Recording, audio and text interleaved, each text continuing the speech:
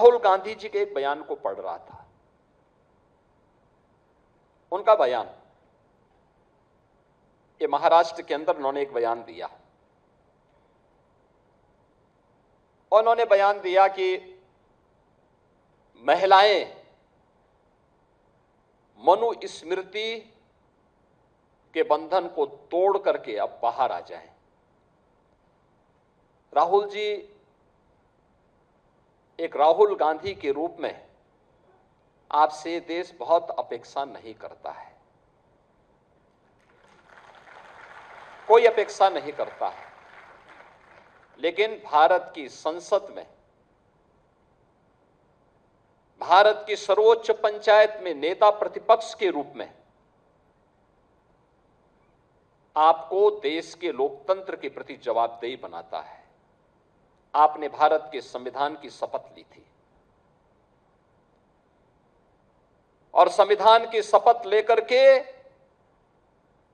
आप भारत की परंपरा को, भारत की विरासत को कोसना अपना जन्मसिद्ध अधिकार समझते हैं।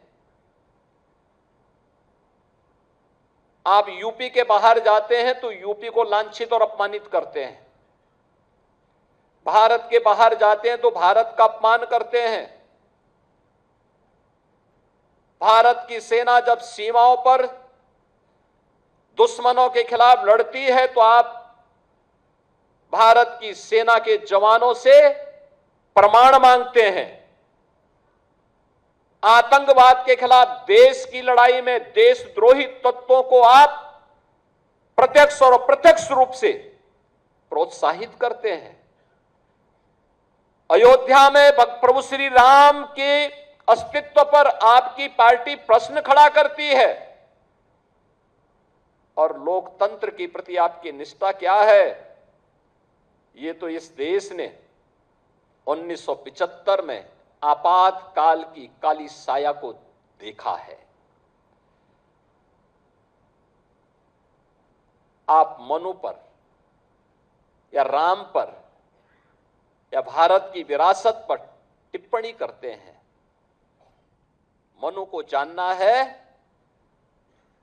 तो आप अथर्ववेद पढ़िए,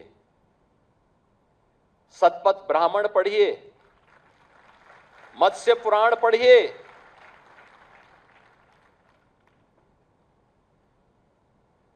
आपको सारी जानकारियां मिल जाएंगी। मैं पूछना चाहता हूं, कौन ऐसा व्यक्ति है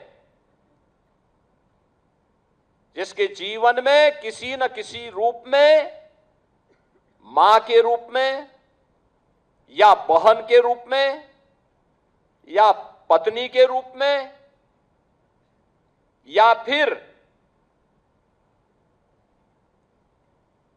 बेटे के रूप में किसी महिला का संरक्षण उसे न प्राप्त होता हो? कौन ऐसा व्यक्ति है? क्या कोई बेटी पिता के बगैर है? क्या कोई बहन भाई के बगैर है? क्या कोई पत्नी पति के बगैर अपने अस्तित्व को मानती है?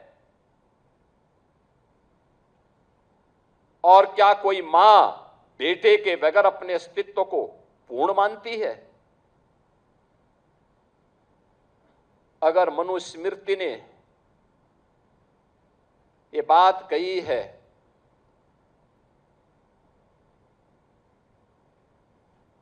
आप बताइए सही बात क्या है?